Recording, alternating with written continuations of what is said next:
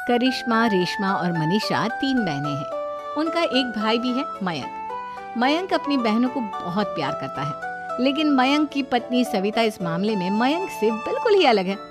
वो अपनी ननदों का जितना बुरा कर सकती है उतना बुरा करती ही रहती है और अपनी ननदों पर हुक्म भी चलाती है। करिश्मा, करिश्मा, तुमने अभी तक नाश्ता नहीं बनाया? तुम्हारे भैया को ऑफिस जाने में देर हो रही है। हाँ भाभी, बस अभी बनाती हूँ। करिश्मा, तुम ये ढीलापन छोड़ दो। कल को पराए घर जाना है। वहाँ अगर तुम इस तरह से काम करोगी तो लोग क्या कहेंगे कि माँ ने और भाभी ने कुछ सिखाया नहीं। और तुम्हारी दोनों बहनें कहाँ हैं? रेशमा मार्केट गई है और मनीषा सो रही है। क्या? सुबह के 8 बज रहे हैं और ये महारानी अभी भी सो रही है? ये कहते हुए सविता अपनी सास दुर्गा देवी के पास जाती है। माँ जी, देख रही हो अपनी बेटियों के तौर तरीके? क्या हुआ बहू, सुबह सुबह क्या कर दिया मेरी बेटियों ने? अरे एक तो अभी अभी उठकर किचन में गई है, दूसरी सुबह सुबह बाहर चली गई और तीसरी अभी तक सो रही है। क्या करूं मैं इन तीनों का, मैं तो परेशान हो गई हूँ। जा जाकर उठा उसे और रेशमा से मैं बात करती हूँ। सविता सीधा मनीषा के कमरे में जाती है और उससे कहती है, महारानी जल्दी उठो, सूरज सर पर आ गया है। भाभी थोड़ी देर और सोने दो ना, मैं रात को लेट सोई थी। वो क्या है ना, यूनिट टेस्ट चल रहे हैं। शराफत से उठती है या नहीं, या फिर पानी की भरी बाल्टी डालूं तेरे ऊपर? नहीं नहीं भाभी, मुझे बिस्तर में नहीं नहाना, उठती हूँ मैं। मनीषा जल्दी से उठकर बाथरूम में चली जाती है। सभी आराम से बैठकर नाश्ता कर रहे होते कि तभी रेशमा बाजार से हाथ में सामान लिए आ जाती है। रेशमा को देखते ही सविता उस पर बरस पड़ती है। लो, आ गई महारानी। ऐसा भी क्या सामान लाना था जो सुबह आंख मलते ही बाजार की तरफ रवाना हो गई? भाभी, कल आप ही तो चीख रही थी कि घर का सारा सामान मुझे ही लाना पड़ता है, घर में किसी को भी किसी काम से कोई लेना देना नहीं है। अब मैं बाजार जाकर सामान ले आई तो आपको इस बात से भी तकलीफ हो रही है? देख रही हो माँ जी, अपनी बेटी की जुबान कैंची से भी तेज चलती है। और मयंक, आप तो कुछ कहेंगे नहीं अपनी लाडली बहन को? रेशमा, अपनी भाभी से ऐसे बात नहीं करते। चलो माफी मांगो। भैया, मैं क्यों माफी मांगू? आप भाभी से बोलिए ना कि हम पर कम हुक्म चलाया करे। हम इस घर की बेटियां हैं और आपकी पत्नी की ननद है, नौकरानी नहीं। लो कर लो बात। इनकी भलाई के लिए कुछ भी बोलो तो इन्हें बुरा लग जाता है। इस घर में यही इज्जत है मेरी। देख लो माँ जी, आपकी बेटी किस लहजे में मुझसे बात कर रही है। सविता वहाँ से चली जाती है। मयंक को बहुत गुस्सा आता है, वो भी वहाँ से चला जाता है। फिर करिश्मा रेशमा को समझाती है, रेशमा, तुम्हें भाभी से माफी मांग लेनी चाहिए थी ना। लेकिन दीदी, मैंने कुछ किया ही नहीं, तो मैं माफी क्यों मांगू? हाँ करिश्मा दीदी, रेशमा दीदी जैसे ही घर में आई भाभी ही उन पर चिल्ला रही थी। हाँ, मैं मानती हूँ कि गलती भाभी की थी। मैं तो इसलिए बोल रही हूँ कि भाभी ने माँ को तो पूरी तरह अपने वश में कर लिया है।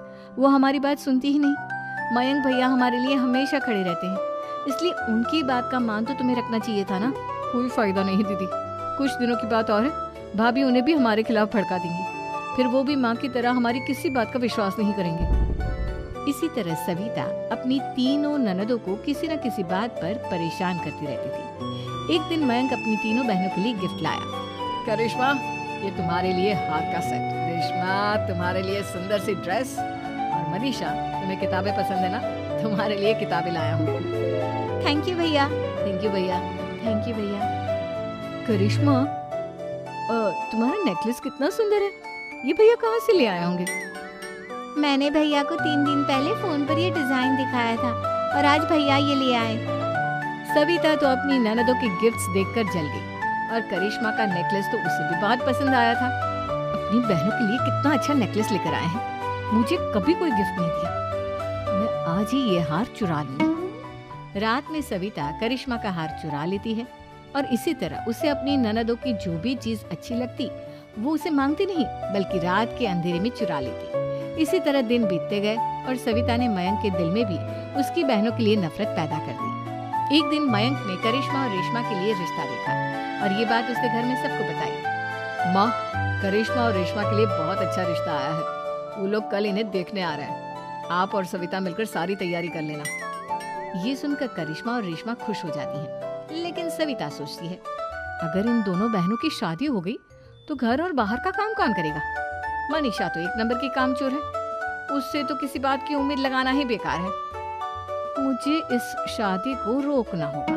अगले दिन सभी लड़के वालों के स्वागत की तैयारी करने में लगे होते हैं। तभी मयंक अपनी बहनों से आकर कहता है, तैयार हो गई तुम दोनों? देखो दोनों लड़के बहुत अच्छे हैं, मैं कोई कसर नहीं छोड़ना चाहता, इसलिए तुम उनके सामने अच्छे से बिहेव करना और अपनी भाभी से लड़ने मत लग जाना। करिश्मा, तुम वो नेकलेस पहन लो ना जो मैं तुम्हारे लिए लाया था। भैया मैं बहुत देर से वो नेकलेस ढूंढ रही हूँ, लेकिन मुझे मिल ही नहीं रहा। क्या तुमने नेकलेस खो दिया? तुम्हें पता भी है वो कितना महंगा था? तुम कोई काम ढंग से नहीं कर सकती। मयंक गुस्से में वहां से चला जाता है। थोड़ी देर बाद लड़के वाले भी आ जाते हैं। वो दोनों बहनों को पसंद कर लेते हैं और रिश्ता पक्का हो जाता है। लेकिन सविता के दिमाग में तो कुछ और ही खिचड़ी पक रही थी। वो पंडित जी के पास करिश्मा की कुंडली लेकर जाती है और उन्हें पैसे देकर करिश्मा की कुंडली बदलवा देती है। जब लड़के वालों के पास करिश्मा की कुंडली जाती है तो वो दुर्गा को फोन करते हैं। बहन जी, हमने करिश्मा की कुंडली अपने पंडित जी को दिखाई थी। आपकी बेटी की कुंडली नहीं बल्कि दोषों का पिटारा है। देखिए, मैं और मेरे पति इन सब बातों में बहुत विश्वास करते हैं, इसलिए हम आपकी बेटी से अपने बेटे की शादी नहीं करा सकते। इस तरह करिश्मा का रिश्ता टूट जाता है और सभी घर वालों को बहुत दुख होता है। अब कविता सोचती है, चलो करिश्मा का तो रिश्ता टूट गया, अब रेशमा का भी रिश्ता तोड़ना है। क्या करूं? अब सविता आवाज बदलकर किसी अननोन नंबर से रेशमा के होने वाले ससुराल में फोन करती है।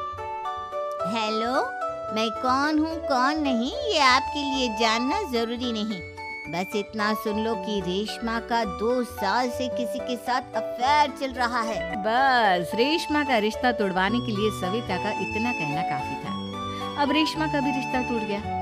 मयंक और दुर्गा देवी ने रेशमा को खूब खरी खोटी सुनाई और उससे बार बार उस लड़के के बारे में पूछने लगी। आप दोनों मुझे क्यों परेशान कर रहे हो? अरे कोई लड़का होगा मेरी लाइफ में तो मैं बताऊंगी ना, जब कोई है ही नहीं तो कहाँ से लाऊं मैं कोई लड़का? तो तेरे होने वाले ससुराल वालों को फोन किसने किया था? माँ, मैं नहीं जानती किसने फोन किया था, मैं सच कह रही हूँ। मैं तो पहले ही कह रही थी, इसकी लगाम खींच कर रखो, लेकिन मेरी सुनता ही कौन है। आप चुप रहिए भाभी, ये सब आपका ही किया धरा है। अब तीनों बहनों को विश्वास हो जाता है कि ये सब उनकी भाभी ही कर रही है। तीनों बहनें अपनी भाभी को सबक सिखाने के लिए एक वकील कर लेती है और घर में हिस्सा मांग।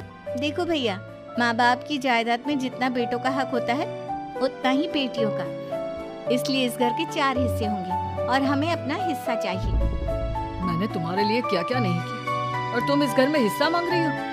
भैया, आप और माँ हम बहनों की कोई बात नहीं सुनते हो और भाभी हमारी शादी नहीं होने देगी क्योंकि उन्हें लगता है कि आप हमारी शादी में ज्यादा पैसा लगाओगे और उन्हें हम जैसी फ्री की नौकरानी कहाँ मिलेगी। तो हम भाभी के साथ तो रह नहीं सकते, हम बहनों को अपना हिस्सा चाहिए। अरे तुम्हें शर्म आनी चाहिए अपनी भाभी पर ऐसा इल्जाम लगाते हुए। वो तुम्हारे बारे में कितना सोचती है। हाँ माँ, भाभी हमारे बारे में बहुत सोचती है, दिन रात बस यही सोचती रहती है कि किस तरह से अपनी तीनों ननदों को परेशान करूं और कभी मुझे पढ़ने भी नहीं देती। दोनों बहनों का रिश्ता भी तो इन्होंने ही तोड़वाया है और रात में हमारे कमरे में आकर हमारी चीजें भी चुराती हैं। इसी तरह सविता की तीनों ननदें अपनी बात पर अड़ी रही। अब कोर्ट में तारीख भी शुरू हो गई। जब सविता को लगा कि उसकी तीनों ननद इतनी आसानी से नहीं मानने वाली, तो उसने अपने पति और सास को सारी सच्चाई बता दी और अपनी तीनों ननद से माफी मांगी। मयंक और दुर्गा को भी अपनी गलती का एहसास हो गया। अब सविता खुद करिश्मा और रेशमा के लिए अच्छा रिश्ता ढूंढती है और उनकी शादी करवाती है।